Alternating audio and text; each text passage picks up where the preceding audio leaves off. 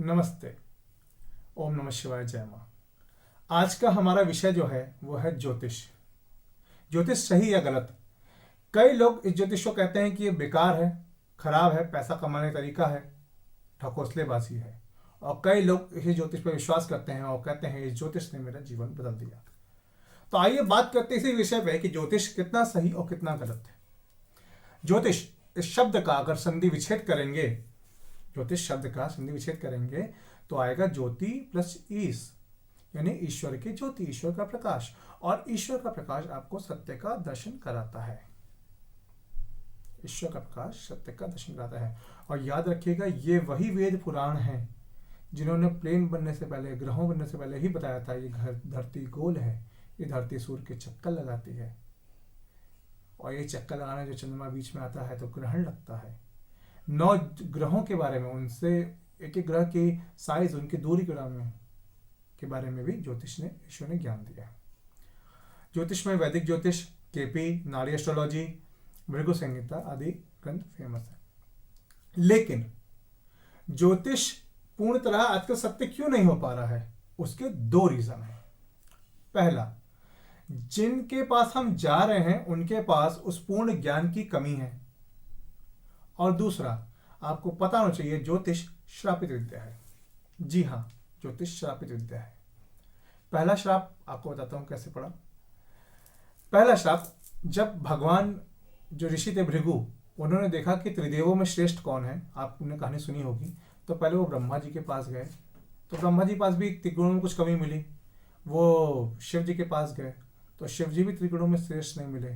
जब वो नारायण के पास गए और भृगु ऋषि ने नारायण की छाती पर लात मारी, तो नारायण ने कहा, हे ब्राह्मण श्रेष्ठ, आपको कहीं चोट तो नहीं लगी मेरी छाती पर लात मारने से?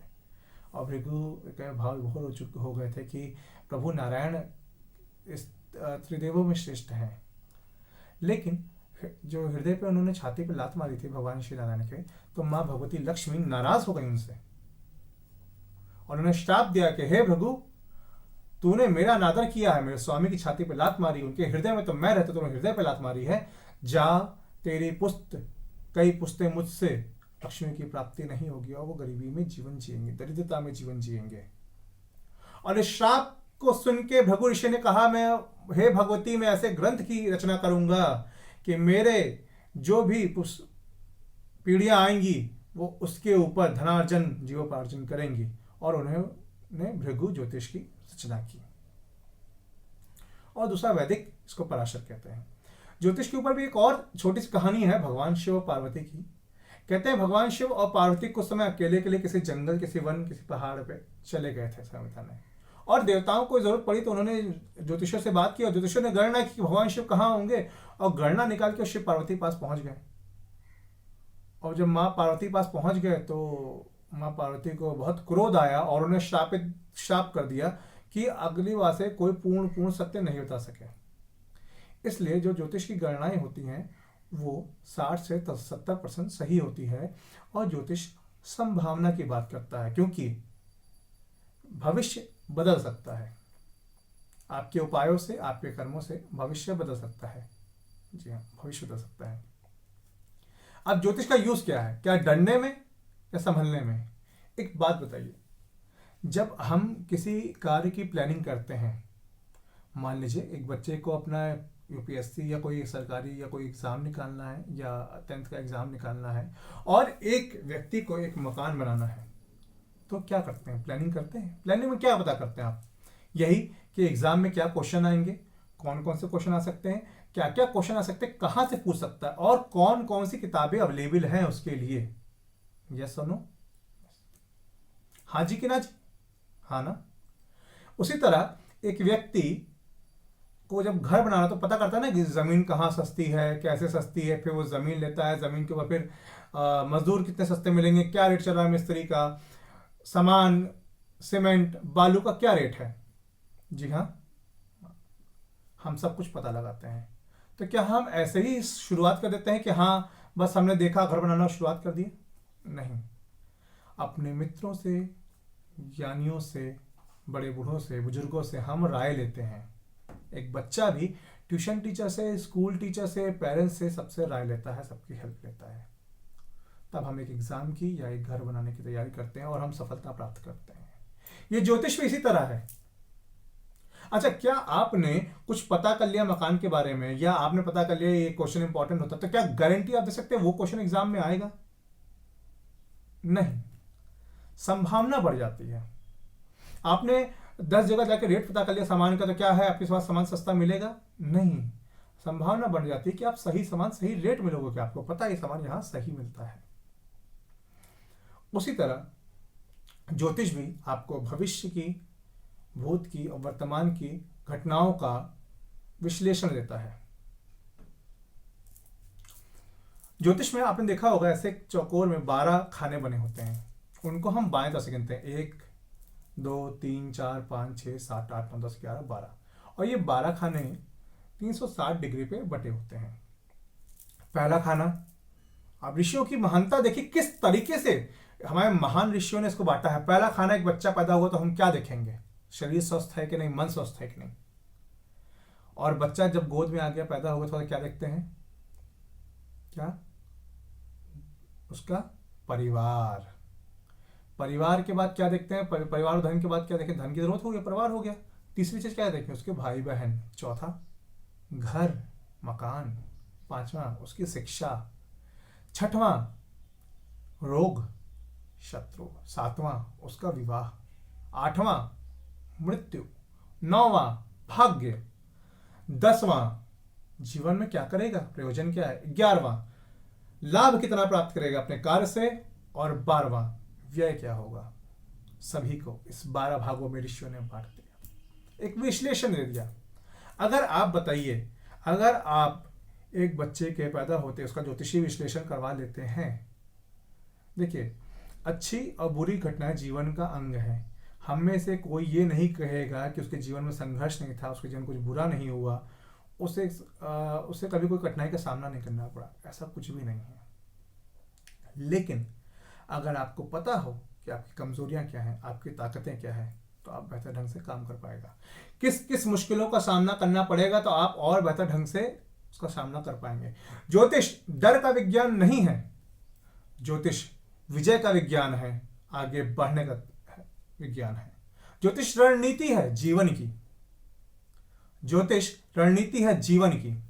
अगर आपको भी जैसे युद्ध में एक सैनिक रणनीति बनाता है, आपको भी खांचा मिल जाए कि ये मजबूत है, ये खराब है, या शिक्षा में हमारे ये मजबूती है, या मैं इस क्षेत्र में अच्छा काम कर सकता हूं, तो हमें उसी क्षेत्र में काम करना ज्यादा अच्छा रहेगा। अच्छा, हम में से बहुत से लोग हैं, मैं एग्जाम्पल देता हूं, क्या हम में से सभी लोग आज वही हैं जो हमने बचपन में सोचा था कि हम ये बनेंगे? नहीं ना। हम में से आज बहुत सारे लोग वो नहीं है जो हमने बचपन में सोचा था हम बनेंगे। आज हम कुछ और ही काम कर रहे हैं जो हमने बचपन में सोचा था उसके अलग, बहुत सारे लोग, है ना। क्यों? क्योंकि समय बदलता गया, हमें वो चीजें प्राप्त नहीं हुई, कुछ तो करना था और एक क्षेत्र में हम निकल गए, है ना। अगर आपको एक ढांचा मिल जाता है कि आप एक क्षेत्र में काम करते, तो क्या शुरू से आप उसमें मन नहीं लगाते? आप देखिए, ज्योतिष आपको अपने कर्मों से दूर नहीं कर रहा है कि आप कर्म करना छोड़ दीजिए।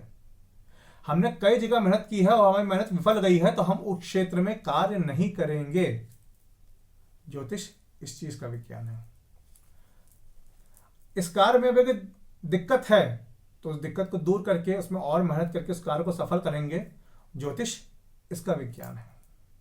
समझ में आ रहा है आपको? सभी समझ में आ रहा होगा। तो जब आप अपनी कुंडली बनाएंगे, उसको विश्लेषण कराएंगे, तो आपको अपने प्लस और माइनस पॉइंट पता चलेंगे। अगर आप एक बच्चे की बात करते हैं, एक बच्चा जन्म हुआ, उसकी हमने कुंडली बनाई और हमको मालूम है इस बच्चे के अंदर ये गुण है और ये इन क्षेत्रों में अच्छा है, तो क्यों ना हम उन्हीं क्षेत्रों में, जैसे मान लीजिए आज कोई बच्चे डांसर बन के पैसा कमा रहे हैं, कोई सिंगर बन के कमा रहे हैं, कोई IAS है, कोई आर्मी में है ना। कुछ अलग अलग विभागों में अलग अलग तरीकों से, कोई ठेकेदार है, कोई बिल्डर है, कोई MBA है, कोई इंजीनियर है, लेकिन कोई फोटोग्राफर बन के कमा रहा है।